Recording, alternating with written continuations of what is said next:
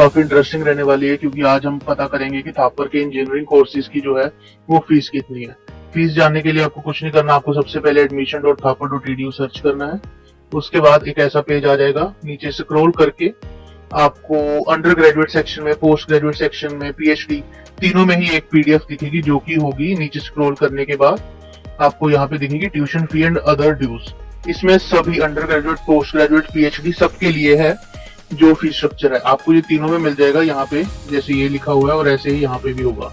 तो ये तीनों में आपको एक ही सिंगल कॉमन पीडीएफ मिलेगी जिसमें फीस स्ट्रक्चर जो है वो लिखा हुआ है। तो कोई भी आप कोर्स लें, उसमें सबसे पहले पीएचडी को छोड़ के, पीएचडी में 15,000 एक एक्स्ट्रा लगता है एडमिशन के टाइम पे, सिर्फ वन टाइम। और बाकी चाहे आप एमए, एमबीए कोई भी कोर्स कर रहे हैं तो उसके लिए आपको एक 30,000 रुपये एक्स्ट्रा लगता है, इसके अलावा जो आपको पहले सेमेस्टर में एक ही बार देना होता है। अगर हम बात करें तो ये कुछ ऐसा चार्ट है, जो कि टॉप जो इनकी क्रीम ब्रांचेस हैं थापर की, जैसे data science, artificial intelligence, computer engineering, computer science, electronics and communication, इसकी जो फीस है वो रहने वाली है 3,12,500 एक सेमेस्टर की, 6 माह की। इससे 25 लाख बन जाता है 4 साल का। और अगर हम बात करें कि इसका 3,12,500 बनता कैसे, तो उसका ब्रेकडाउन ये है, 2,44,500 ट्यूशन फीस, जो भी आपको स्कॉलरशिप लगती है वो ट्यूशन फीस पे लगती है, यानी कि 50%, 25%, 100% वो हमेशा ट्यूशन फीस पे होती है।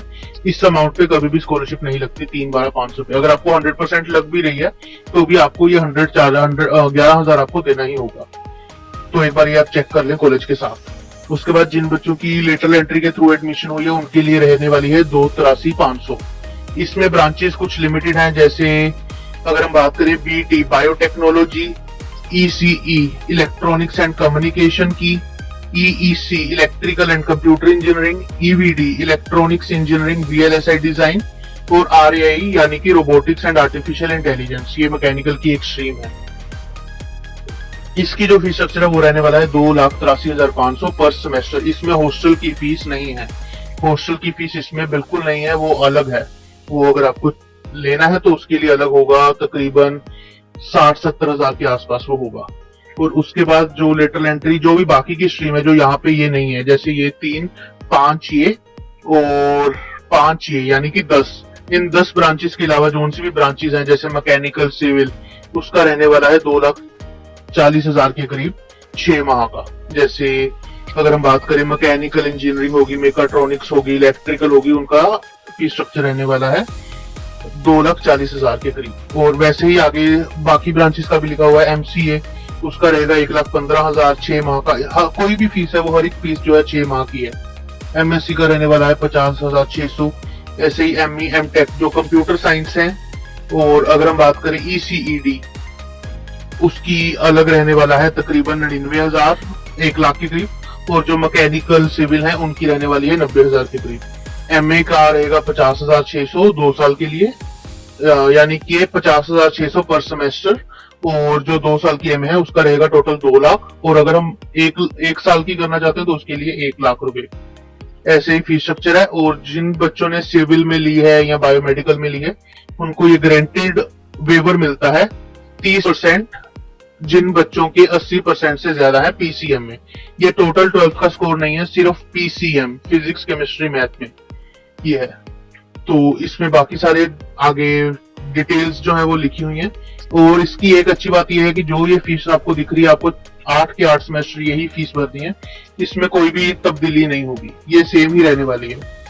और जो बच्चे बाकी, अगर हम बात करें आईपी जो 2+2 का प्रोग्राम है, उसमें बच्चा 1.5 गुना पढ़ता है, उसके लिए हम कभी अलग वीडियो बनाएंगे। और अगर आपको जानकारी चाहिए तो आपको यहीं से ही उसके लिए भी पीडीएफ मिल जाएगी आईईपी काउंसलिंग में। इसमें सारी डिटेल्स आईईपी में लिखी होगी। जैसे यहाँ पे जो आपको 3,42 या 3,12 में मिल रही है कंप्यूटर साइंस, वो आपको आईईपी के अंदर 4,68,750 की। तो तकरीबन ये काफी महंगा कोर्स होता है, काफी कम बच्चे जाते हैं, चुनिंदा बच्चे ही जाते हैं, तो ये क्योंकि काफी महंगा है।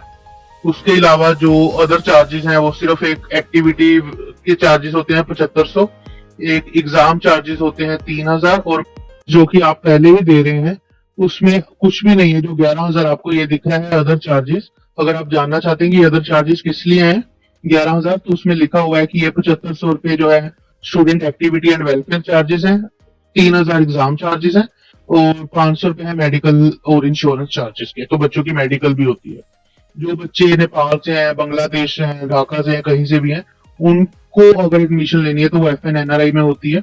उसके लिए एक बच्चे को $US में 450 एडमिशन फीस देनी होती है और तकरीबन एप्लीकेशन फीस जो है वो 10,000 की होती है। और उसके बाद जो उनकी फीस है वो 10,000 रहेगी, $10,000 एनुअली। यानी कि अगर हम US के साथ कंपेयर करें तो तकरीबन लगा सकते हैं कि 9 लाख के आसपास, एक अंदाजा। तो ये रहने वाली है। और जो हॉस्टल की फीस है, हॉस्टल की फीस सभी के लिए ये है इस साल के लिए, ये शुरू हो जाती है तकरीबन 40,000 और ऊपर जाती है 70,000 तक। इसका आप अगर चाहें तो मैं ये ब्रेक कर लेता हूँ, इसका आप स्क्रीनशॉट ले सकते हैं। ये पटियाला कैंपस के लिए है। और अगर हम बात करें डेराबस्सी की, तो डेराबस्सी का जो है हॉस्टल का एलोकेशन वो इस तरह है। बाकी कोई भी आपको डाउट हो, ये काफी क्विक और शॉर्ट वीडियो थी। उम्मीद है मुझे आपको की पसंद आएगी। अगर कोई भी डाउट हो तो आप पूछ सकते हैं कमेंट करके। Like share comment. Thank you.